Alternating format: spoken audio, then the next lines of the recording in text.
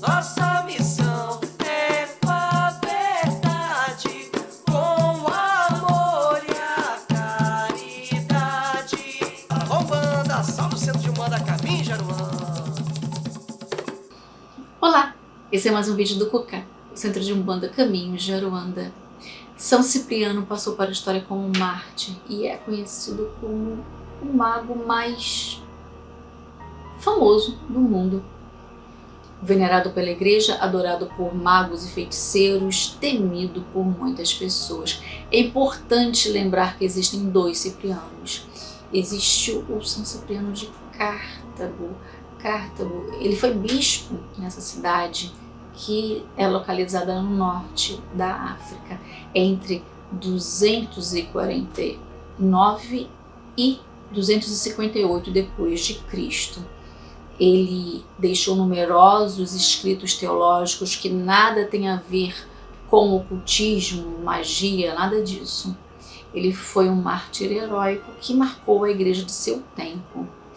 Cipriano, o bruxo, ele nasceu por volta de 250 depois de Cristo na cidade de Antioquia, região que hoje pertence à Turquia. Antioquia era na época conhecida como uma cidade de hábitos depravados e devassos da maioria de seus habitantes. A coisa era tão exacerbada que preocupava a administração local e até mesmo a administração imperial de Roma. Cipriano era de uma família pagã e muito rica. E vendo o talento do filho para as ciências ocultas, eles destinaram Cipriano a estudar o esoterismo, a astrologia, a alquimia. Ele dedicou a vida dele aos estudos, feitiços, sacrifícios. Ele estudava tudo que envolvia o mundo místico. Aos 7 anos, ele já era um jovem mago com o poder de invocar trovões, ventos, tempestades, chuva. Ele sai de Antioquia para conhecer o mundo, para buscar conhecimento e passa por diversas culturas. Aos 10 anos ele foi para Argos, na Grécia, onde aprendeu a arte do engano. Foi para Esparta, onde aprendeu necromancia. Ele invocava espíritos utilizando ou não restos mortais de outras pessoas. Com 20 anos foi para o Egito, na cidade de Mênfis, onde aperfeiçoou suas magias e feitiços. Aos 30 anos chegou à Babilônia para conhecer a cultura ocultista dos caldeus. Foi lá que ele conheceu a bruxa de Évora, a mais temida daquele tempo. E aprimorou ainda mais os seus estudos, e quando a bruxa morreu, deixou todos os seus manuscritos para Cipriano, que estudou tudo minuciosamente, aumentando ainda mais o seu poder. Ele volta para Antioquia e passa a exercer a sua rentável profissão. Ele atendia muitas pessoas, ele nunca errava, ele conseguia tudo que ele queria, ele conseguia tudo que as pessoas pediam a ele. Ele adquiriu fama e respeito e também era muito temido por muitas pessoas. Ele era procurado por nobres, por guerreiros, por comerciantes. Ele realizava sim magias negativas, magias para o mal, e muitas vezes invocava o próprio demônio. Isso antes de se converter ao cristianismo. A sua vida muda depois que ele conhece a jovem Justina. Justina, que havia se convertido ao Cristo, uma estranha e nova religião. Os seguidores dessa religião adoravam um judeu crucificado numa cruz na Palestina, um judeu que realizava curas e profecias. Isso, aos olhos dos antioquianos, soava até engraçado, porque, como falamos anteriormente, eles eram pagãos, devassos, promíscuos, enfim. Cipriano era pagão. Ele provavelmente não ouviu falar de Jesus ou ouviu falar muito pouco de Jesus. Ele se ouviu, não deu importância. Justina era rica e bela. Tornou-se cristã mesmo sendo de uma família pagã. Ela tornou-se cristã ouvindo as pregações de um diácono. E ela decide dedicar a sua vida às orações e decide manter a sua virgindade. Consegue converter os seus pais ao cristianismo. Mas antes disso, ela tinha sido prometida em casamento ao jovem Áglide, rico e apaixonado por Justina. Mas ela não queria se casar. Ela se comprometeu com Cristo. O noivo, enfurecido, procurou Cipriano, pedindo um feitiço para casar com sua noiva. E Cipriano manda um demônio. E esse demônio, à noite, joga aquele feitiço em volta da casa de Justina, que acorda assustada. Sente uma energia maléfica, ela faz o sinal da cruz e começa as suas orações e quebra automaticamente esse feitiço. Cipriano fica desapontado, mas faz todo o seu preparo, ele investiu em tentações demoníacas para instigar a luxúria de Justina. Fez sacrifícios, usou os seus conhecimentos e nada foi capaz de fazer a moça ceder, mesmo tendo mandado vários demônios atrás dela. E Cipriano decidiu invocar o rei dos gênios. E o gênio, que para ele era considerado o chefe de todos esses demônios, o maioral, Cipriano pergunta para ele por que Justina não cedeu a tudo aquilo. O gênio vai até Justina, volta e diz para Cipriano que Justina era serva de uma entidade de grande magnitude e que contra essa entidade ele não poderia fazer nada. E Cipriano fica indignado e responde: se essa entidade é maior que você, eu vou servir a essa entidade. Ele estava falando do Cristo. Eu vou servir a essa entidade e não a você. E trava uma luta espiritual com esse demônio. E Cipriano ficou com a fé. Depois disso ele ficou com a fé abalada, porque ele estudou a vida inteira, estudou muito a vida inteira, e ele trabalhou nisso todo esse tempo. E ele percebeu que ele não era o maioral, o grande mago. Como ele não conseguiu fazer uma jovem virgem se casar, algo que era tão simples quando ele já tinha conseguido tantas coisas, realizar tantos pedidos, tantas magias, tantos feitiços. Mas ele era muito curioso também. Ele vai até Justina, conversa com ela e percebe que naquela jovem existe sim algo muito especial, uma energia muito especial.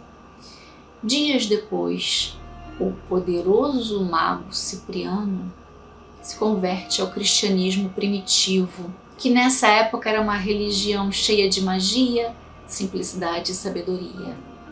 O cristianismo nascente era herdeiro dos velhos magos da Pérsia. É só lembrar dos 3 grandes magos persas diante do menino Jesus, levando presentes cheios de simbologia. Um deles provavelmente era astrônomo, pelo menos um, pois ele seguiu uma estrela para chegar no menino Jesus. Cipriano se torna católico, queimou todos os seus livros de feitiço, queimou grande parte dos seus manuscritos e se converte ao cristianismo.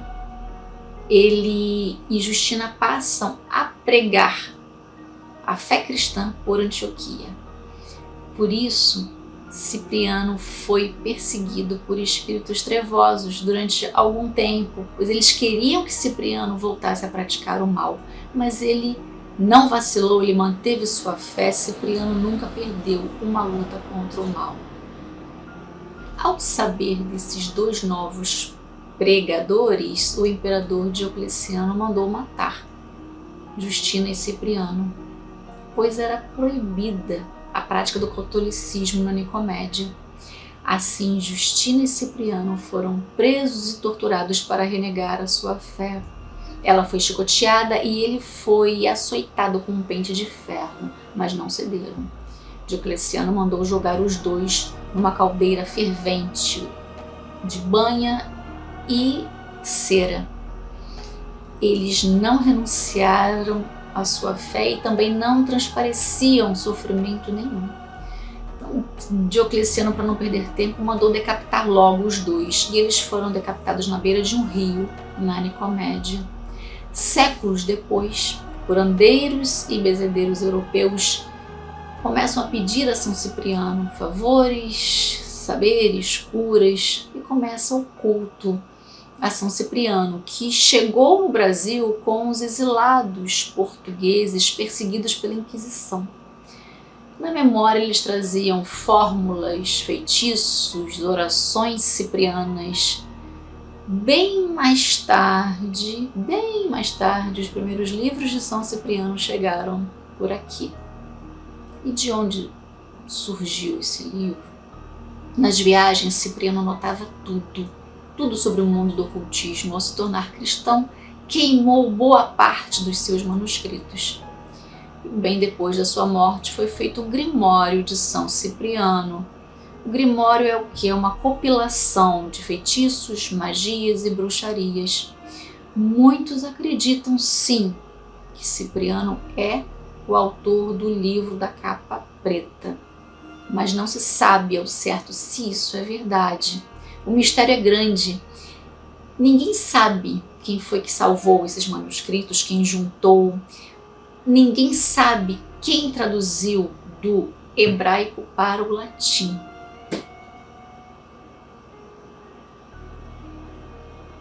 O livro se tornou popular e pode ser encontrado em todas as partes do mundo, em diversas edições e versões. A versão da capa preta é a considerada mais autêntica, porque nela contém rituais que não existem nas outras versões, como, por exemplo, a oração da cabra preta milagrosa. O livro é composto de orações, feitiços, exorcismos, conjuros, preparação de amuletos, rituais de magia negativa e outras práticas ligadas ao ocultismo. É um livro dividido em 10 partes. Há quem acredite que possuir o livro seria muito perigoso, seria um pecado. Só possuir ou tocar no livro já seria um pecado. Irmãos, um livro é apenas um livro. O livro de São Cipriano não é um portal para o inferno, como a Bíblia Sagrada também não é um portal para o céu. São caminhos. Escolha o seu. Nós temos o livre-arbítrio para escolher os nossos caminhos. Fran, você já leu esse livro? Não, irmãos, eu não li. Fran, você tem vontade de ler o livro de São Cipriano? Tem curiosidade? Não, meus irmãos, não tenho vontade nem curiosidade. Se o próprio Cipriano, depois de estudar tanto, percebeu que nada era maior do que o poder de Deus, de Jesus, porque eu, pequenina que sou umbandista, a Umbanda serve ao Cristo, então eu sirvo ao Cristo, mesmo errando, mesmo sendo tão pequenina, estou nesse caminho. Certas coisas, certas distrações nos tiram do foco principal. Uma distração pode tirar você daquilo que realmente é necessário, daquilo que realmente tem valor, tem importância. Jesus nos deixou um evangelho para ser estudado e nós não aprendemos ele até hoje. Nós temos muito trabalho. A seara é grande demais para perder tempo com coisas que não vão engrandecer em nada o nosso espírito. Mas nada contra quem tenha curiosidade, quem gosta de ler, nada contra, como eu falei anteriormente, são caminhos. Na Quimbanda e posteriormente na Umbanda, espíritos de pretos velhos de origem banto se filiaram à falange de São Cipriano. Espíritos de antigos mandingueiros, calungueiros, feiticeiros, todos mestres na arte da cura e da magia.